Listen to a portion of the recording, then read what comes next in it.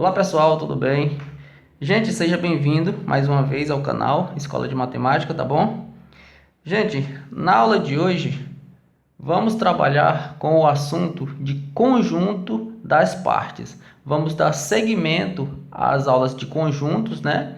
Nas aulas anteriores já tem bastante assunto sobre conjuntos e hoje iremos trabalhar com esse assunto aqui, conjunto das partes. Antes de começar a falar do assunto, eu gostaria de convidar vocês que se inscreva no canal se ainda não for inscrito, deixe o seu joinha, deixe o seu like aí, que é muito importante aqui para o canal, tá bom? E se você quiser mais conteúdos, acesse ao nosso site, que é escoladematemática.ml. Lá tem todos os conteúdos, a partir do ensino fundamental até o ensino superior, tá bom? A matemática do ensino superior. Então, vamos dar continuidade aqui ao assunto sobre conjunto das partes. Vamos aqui para a seguinte definição. Se são dados o seguinte conjunto, o conjunto A com os elementos 1, 2, 3. A partir daí, é possível escrever todos os subconjuntos desse conjunto A, tá bom? Então, se eu escrever todos os subconjuntos, eu vou ter o seguinte, eu vou ter os seguintes elementos. O conjunto vazio, esse conjunto 1 e assim vai, né? Como vocês podem observar aqui. Esse conjunto que eu chamei P de A é formado por todos os subconjuntos de A. Ele é chamado de conjunto das partes desse A, que ele é indicado por dessa forma aqui, tá bom? P de A. Então, toda vez que nós conseguimos colocar todos os subconjuntos de um certo conjunto A, esse conjunto formado por todos os subconjuntos é chamado de conjunto das partes, que eu indico dessa forma aqui, PA, tá bom? Ficou bem claro isso aí, né? Vamos dar continuidade aqui então. Com isso, eu tenho algumas observações aqui. A primeira, os conjuntos, por exemplo, esse conjunto 1 com o elemento 1, esse conjunto com o elemento 1 e 2, esse conjunto com o elemento 1, 2, 3, que está lá no conjunto PA, que eu acabei de falar para vocês, eles são elementos da PA, eles são elementos desse aqui. Portanto, a gente vai escrever que tanto ele, quanto esse, quantos os outros que estão lá na PA, eles pertencem à PA. Eu não posso dizer que ele está contido, não. Por quê? Porque não são conjuntos, mas sim elementos disso aqui, tá bom? Pelo contrário, como a gente pode ver aqui na observação 2, o conjunto vazio, eu posso dizer tanto que ele pertence a PA, como eu posso dizer que ele está contido na PA, porque ao mesmo tempo ele é um elemento e ao mesmo tempo ele é um conjunto que não contém nenhum elemento, beleza? Ficou bem claro isso aí? Espero que tenha ficado bem claro. Qualquer dúvida, pessoal, vocês podem estar deixando nos comentários que eu estarei tirando para vocês. Vamos ver agora a relação entre o número de elementos da PA e o número de elementos do conjunto A. Com isso, nós teremos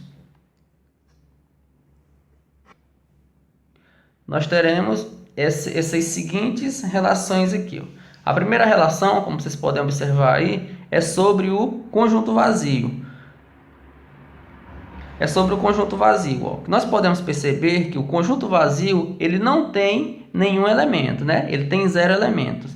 Já a PA, ou seja, que é o conjunto das partes formado por todos os subconjuntos do conjunto vazio, vai ter quem? Vai ter o conjunto vazio. Por quê? Porque o conjunto vazio está contido em qualquer conjunto, como a gente já viu anteriormente. No caso, a PA vai ter um elemento. No segundo aqui, ó, eu tenho que o conjunto A, ele tem apenas um elemento. E a sua PA, ele vai ter 2 elementos. Essa outra observação aqui, essa outra relação aqui, se o conjunto A, ele tem 2 elementos, a sua PA vai ter o quê? A sua PA vai ter 4 elementos. E assim sucessivamente. Com isso, eu posso escrever de modo geral que se o meu conjunto A ele tem uma certa quantidade n de elementos, a sua PA vai ter exatamente 2 elevado a n elementos, tá bom? Isso é muito importante. Mas mais adiante eu vou mostrar alguns exemplos para vocês para ficar mais claro isso aí, ok? Melhor, deixa eu fazer logo alguns exemplos aqui para fixar melhor o conteúdo. Por exemplo aqui, ó. Se eu tenho um conjunto com os seguintes elementos, o conjunto A com os elementos A, B e C, eu quero determinar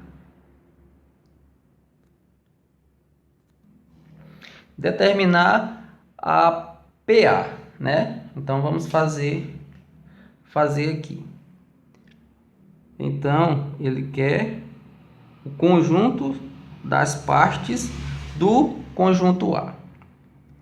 Então, como a gente sabe que o conjunto vazio está contido em qualquer conjunto, a gente começa com o conjunto vazio. Depois vem quem? Depois vem o A. Depois vem o B. Depois o C. Depois vem quem? Os dois primeiros aqui, o A e o B. Depois vem o primeiro com o terceiro, o A e o C. Depois vem quem? Depois vem o segundo com o terceiro. Vem o B e o C. Depois, para finalizar, nós temos quem? O A, o B e o C. Então, nós temos aqui o conjunto das partes desse conjunto A, ou seja, todos os subconjuntos do conjunto A. E se perguntar, qual é o número de elementos do conjunto A? O número de elementos do conjunto A, como a gente viu anteriormente, é exatamente 2 elevado a n, que vai ser quem?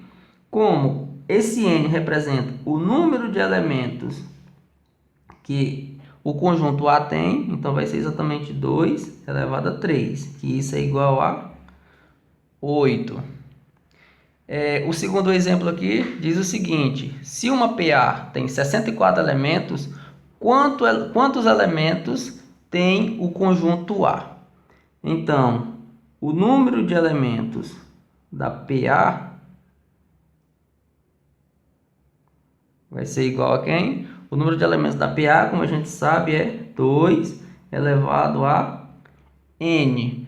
Mas, aqui na questão, está dizendo o quê? Está dizendo que essa PA tem 64 elementos. Então, vai ser 64 igual a quem? A 2 elevado a n. Com isso aqui, eu tenho uma equação, né? Uma equação exponencial. Então, para a gente resolver, fica bem fácil. Se eu decompor esse 64 aqui, ó, dá por 2, 32, que dá 2, 16, dá 8, dá 4, dá 2, e dá 1. Com isso vai ficar 2 elevado a 6. Com isso, 2 elevado a 6 é igual a 2 elevado a n. Então, o que nós temos aqui? Nós temos, como as bases são iguais, os expoentes são iguais. Então, o meu n é igual a 6. Com isso,